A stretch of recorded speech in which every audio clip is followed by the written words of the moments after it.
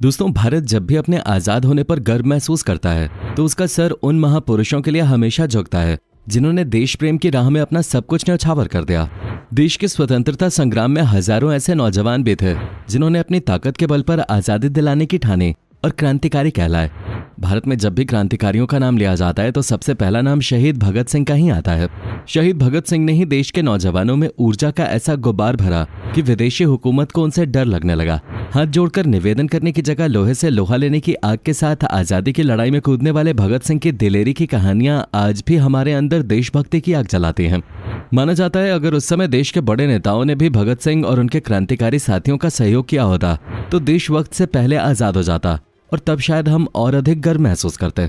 लेकिन देश के एक नौजवान क्रांतिकारी को अंग्रेजों ने फांसी की सजा दे दी, लेकिन मरने के बाद भी भगत सिंह मरे नहीं, बल्कि अपने बलिदान से वो लाखों भारतीयों के दिलो दिमाग में आजादी की चिंगारी को भड़का गए।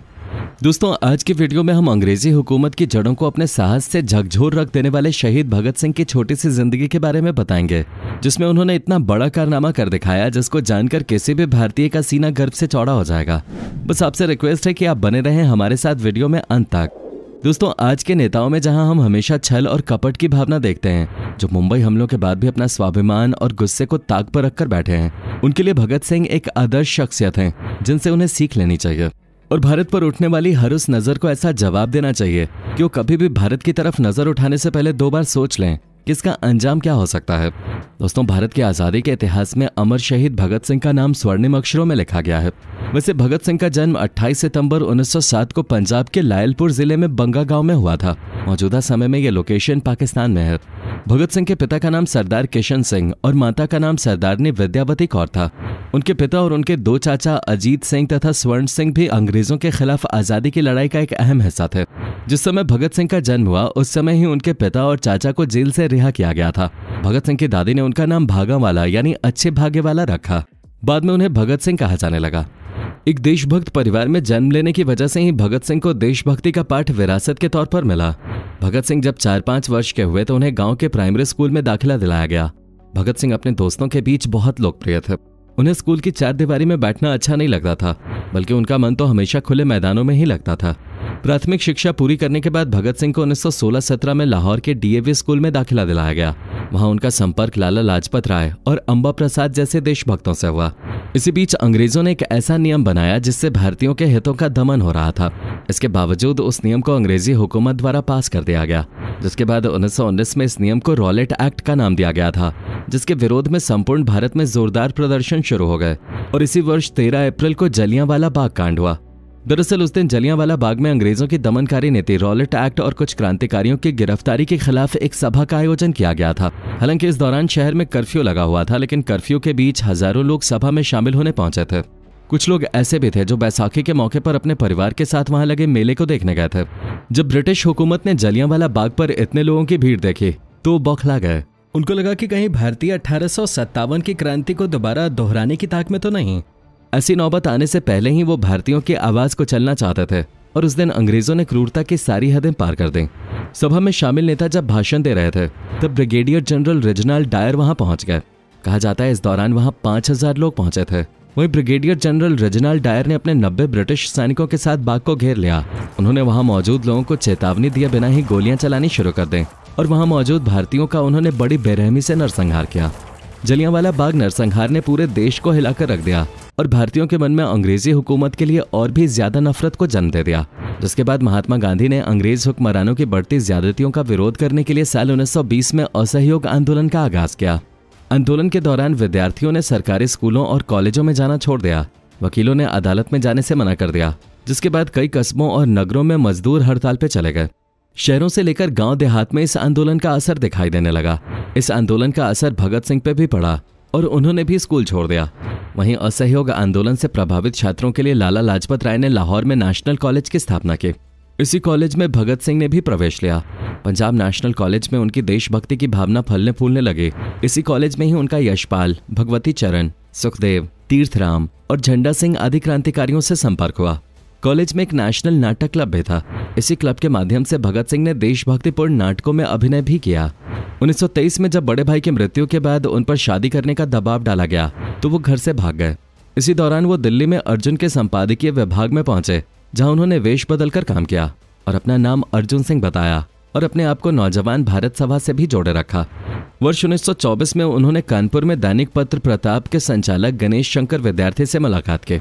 इस बीच वो बटुकेश्वर दत्त और चंद्रशेखर आजाद के संपर्क में आए। चंद्रशेखर आजाद के प्रभाव से भगत सिंह पूरी तरह से क्रांतिकारी बन गए। चंद्रशेखर आजाद भगत सिंह को सबसे काबिल और अपना प्रिय नेता मानते थे। दोनों ने मिलकर कई मौकों पर अंग्रेजों की नाक में दम किया। दोस्तों, भगत सिंह ने लाहौर में 1926 में नौजवान भारत सभा का गठन किया। ये सभा धर्मनिरपेक्ष संस्था थे और इसके प्रत्येक सदस्य को सौगंध लेनी पड़ते थे कि वो देश के हितों को अपनी जाति तथा अपने धर्म के हितों से बढ़ के मानेगा, लेकिन इसे गैर कानूनी घोषित कर दिया गया। दूसरी तरफ वर्ष 1919 से लागू शासन सुधार अधिनियमों की जांच के लिए साइमन कमीशन मुंबई पहुंचा। देश भर में साइमन कमीशन का विरोध हुआ। 30 अक्टूबर 1928 को कमीशन लाहौर पहुंचा। लाला लाजपत राय के नेतृत्व में एक जुलूस कमीशन के विरोध में शांतिपूर्ण प्रदर्शन कर रहा था, जिसमें भीड़ बढ़ती जा रहे थे।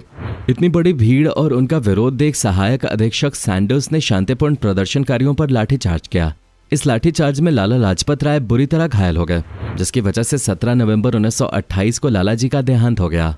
क्योंकि लाला लाजपत राय भगत सिंह के आदर्श पुरुषों में से एक थे, इसलिए उन्होंने उनके मृत्यु का बदला लेने की ठान ली। लाला लाजपत राय की हत्या का बदला लेने के लिए हिंदुस्तान सोशलिस्ट रिपब्लिकन एसोसिएशन ने भगत सिंह, राजगुरु, सुखदेव, चंद्रशेखर आजाद और जयगोपाल को यह कार्य दिया, जिसके बाद क्रांतिकारियों ने सैंडर्स को मारकर लाला जी की मौत का बदला लिया। सैंडर्स की हत्या ने भगत सिंह को पूरे देश में क्रांतिकारी की पहचान दिला दी, लेकिन इससे अंग्रेजी सरकार बुरी तरह बौखला गई। हालात ऐसे हो गए कि सिख होने के बाद भी भगत सिंह को केश और दाढ़ी काटनी पड़े। लेकिन मजा तो तब आया जब उन्होंने अलग वेश बनाकर अंग्रेजों की आंखों में धूल झोंके। दरअसल उन्हीं दिनों अंग्रेज सरकार दिल्ली की असेंबली में पब्लिक सेफ्टी बिल और ट्रेड डिस्प्यूट्स बिल लाने की तैयारी में थे। ये बहुत ही दमनकारी कानून थे और सरकार इन्हें पास करने का फैसला कर चुके थे। अंग्रेजी शासकों का इस बिल को कानून बनाने के पीछे उद्देश्य था कि जनता में क्रांति का जो बीज पनप रहा है उसे अंकुरित होने से पहले ही समाप्त कर दिया जाए। लेकिन चंद्रशेखर आजाद और उनके साथियों को यह हरगिज मंजूर नहीं था, जिसके बाद उन्होंने निर्णय लिया कि वो इसके विरोध में संसद में एक धमाका करेंगे, जिससे बहरी हो चुकी अंग्रेज सरकार को उनकी आवाज सुनाई दे। इस काम के लिए भगत सिंह के साथ बटुकेश्वर दत्त को चुना गया। 8 अप्रैल 1929 के दिन जैसे ही बिल संबंधी घोषणा की गई, तभी भगत सिंह ने बम फेंका। भगत सिंह ने नारा लगाया, इनकलाब जिंदाबाद, साम्राज्यवाद का नाश हो। इसी के साथ अनेक पर्चे भी फेंके गए, जिनमें अंग्रेजी हुकूमत के प्रति आम जनता का रोष प्रकट किया गया था। इसके बाद क्रांतिकारियों को गिरफ्तार करने का दौर चला। भगत सिंह और बटुकेश्वर दत्त को आजीवन कारावास की सजा मिले। भगत सिंह और उनके साथियों पर लाहौर षड्यंत्र का मुकदमा भी जेल में रहते ही चला। भागे हुए क्रांतिकारियों में प्रमुख राजगुरु पुणे से गिरफ्तार करके लाए गए। अंत में अदालत ने वही फैसला दिया जिसकी पहले से ही सबको उम्मीद थी। अदालत ने भगत सिंह को भारतीय दंड संहिता की धारा 129, 302 तथा विस्फोटक पदार्थ अधिनियम की धारा 4 तथा 6 AF तथा भारतीय दंड संहिता की धारा 120 के अंतर्गत अपराधी सिद्ध किया और 7 अक्टूबर 1930 को निर्णय दिया, जिसमें भगत सिंह, सुखदेव और राजगुरु को मृत्यु दंड की सजा मिले। जिसके बाद 23 मार्च 1931 की मध्य रात्रि को अंग्रेजी हुकूमत ने भारत के 3 सपूतों भगत सिंह, सुखदेव और राजगुरु को फांसी पर लटका दिया था। अदालती आदेश के मुताबिक भगत सिंह, राजगुरु और सुखदेव को 24 मार्च 1931 को सुबह करीब 8 बजे फांसी लगाई जानी थी, लेकिन 23 मार्च 1931 को ही इन तीनों को देर शाम करीब 7 बजे फांसी लगा दी गई और शव रिश्तेदारों को न देकर रातों रात ले जाकर व्यास नदी के किनारे जला दिए गए। अंग्रेजों ने भगत सिंह और अन्य क्रांतिकारियों की बढ़ती लोकप्रियता और 24 मार्च को होने वाले संभावित विद्रोह की वजह से 23 मार्च को ही भगत सिंह, राजगुरु और सुखदेव को फांसी दे दी। अंग्रेजों ने भगत सिंह को तो खत्म कर दिया, पर वो भगत सिंह के विचारों को खत्म नहीं कर पाए, जिसने देश की आजादी की नींव रख दी। आज भी देश में भगत सिंह क्रांति की पहचान है, जिसके गवाह हम सब हैं। तो दोस्तों, उम्मीद करते हैं देश के क्रांतिकारियों पर हमारी आज की ये पेशकश आपको पसंद आई होगी। अगर आई है तो वीडियो को लाइक करके अपने दोस्तों के साथ शेयर करना ना भूलें और ऐसी ही और वीडियोस के लिए इस चैनल को सब्सक्राइब करके बेल नोटिफिकेशन को भी जरूर ऑन कर लें। धन्यवाद।